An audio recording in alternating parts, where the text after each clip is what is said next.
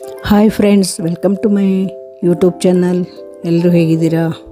ನೋಡಿ, ನಾನಿವತ್ತು ಗೋಧಿ ಹಿಟ್ಟಿನ ಮೋಮೋಸ್ ಮಾಡೋದು ಹೇಗಂತ ತೋರಿಸ್ತೀನಿ.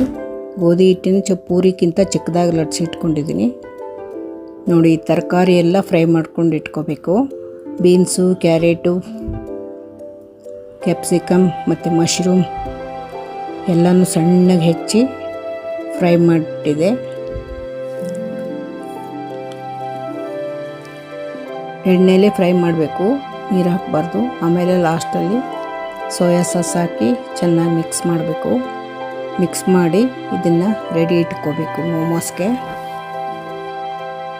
ನೋಡಿ, ಹೀಗೆ ಕರಿಗಡುಬಿನಲ್ಲಿ ತುಂಬ್ತೀವಲ್ಲ ಹಾಗೆ ಎಲ್ಲ ತರಕಾರಿನೂ ತುಂಬಿ ಕರಿಗಡುಬು ಥರ ಸುತ್ತಲೂ ಫೋಲ್ಡ್ ಮಾಡಬೇಕು. ಇದನ್ನು ಇಡ್ಲಿ ಪಾತ್ರೆಯಲ್ಲಿ ಹಬೆಯಲ್ಲಿ ಬೇಯಿಸಬೇಕು. ಹಬೆಯಲ್ಲಿ ಬೇಯಿಸಿದರೆ ಚೆನ್ನಾಗಿರುತ್ತೆ. ನೀರು ಹಾಕಿ ಬೇಯಿಸಬಾರ್ದು ಇದಕ್ಕೆ. ನೋಡಿ, ಹೀಗೆ ರೆಡಿ ಮಾಡಿದ್ದೀವಿ. ಇಡ್ಲಿ ಪಾತ್ರೆಯಲ್ಲಿ ಒಂದೊಂದೇ ಹಾಕ್ತಾ ಇದ್ದೀವಿ. ನೋಡಿ, ಇಡ್ಲಿ ಪಾತ್ರೆಯಲ್ಲಿ ನೀರು ಹಾಕಿ ಸ್ವಲ್ಪ ಮರಳುವಾಗ ಈ ಮೋಮೋಸ್ ರೆಡಿ ಮಾಡ್ತೀವಲ್ಲ ಇವನ್ನೆಲ್ಲವನ್ನು ಇಡ್ಲಿ ಪಾತ್ರೆಯಲ್ಲಿ ಇಡಬೇಕು. ನೋಡಿ,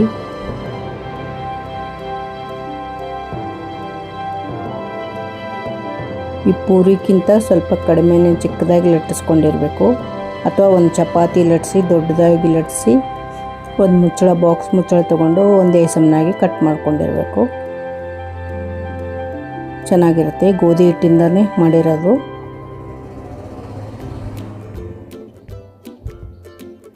ತರಕಾರಿ ಕೂಡ ಎಲ್ಲ ಸಣ್ಣಗೆ ಹಚ್ಕೊಳ್ಬೇಕು.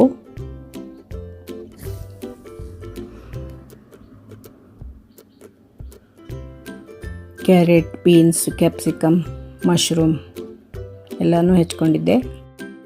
ನೋಡಿ, ಈಗ ಮೋಮೋಸ್ ರೆಡಿಯಾಗಿದೆ. ಓಪನ್ ಮಾಡ್ತೀನಿ. ನೋಡಿ, ಮುಚ್ಚಳ ನೋಡಿ,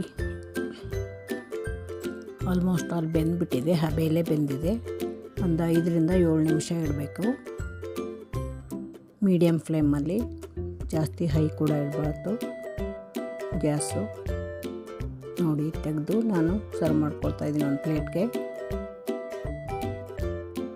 ಅದಕ್ಕೆ ಗ್ರೀನ್ ಚಟ್ನಿ ಮತ್ತು ಫ್ಲೆಕ್ಸಿ ಸೀಡ್ಸ್ ಇರುತ್ತಲ್ಲ ಅದರದ್ದು ಚಟ್ನಿ ಮಾಡಿದ್ದೀವಿ. ಅದನ್ನು ಆಯಿಲಲ್ಲಿ ಕಲಸಿದ್ರೆ ಈ ಥರ ಆಗುತ್ತೆ. ರೆಡಿಮೇಡ್ ಸಿಗುತ್ತಲ್ಲ. ಆಮೇಲೆ ಗ್ರೀನ್ ಚಟ್ನಿ, ಹಸಿಮೆಣಸಿನ್ಕಾಯಿ ಫ್ರೈ ಮಾಡ್ಕೋಬೇಕು. ಕೊತ್ತಂಬರಿ, ಉಪ್ಪು ಹಾಕಿ ಮಿಕ್ಸಿ ಮಾಡಿರೋದು. ಇವೆರಡು ಚಟ್ನಿ ತುಂಬ ಚೆನ್ನಾಗಿರುತ್ತೆ ಮೋಮೋಸ್ಗೆ. ನಾನು ಟೇಸ್ಟ್ ನೋಡ್ತಾ ಇದ್ದೀನಿ. ನಡುವೊಳಗೆಲ್ಲ ತರಕಾರಿ ಕಾಣಿಸ್ತಾ ಇದೆ. ಗ್ರೀನ್ ಚಟ್ನಿ ಮತ್ತು ರೆಡ್ ಚಟ್ನಿ ಜೊತೆ ತುಂಬ ಚೆನ್ನಾಗಿರುತ್ತೆ. ಇದುವರೆಗೂ ಯಾರೆಲ್ಲ ವಿಡಿಯೋ ನೋಡಿದ್ದೀರಾ, ಥ್ಯಾಂಕ್ ಯು ಸೋ ಮಚ್.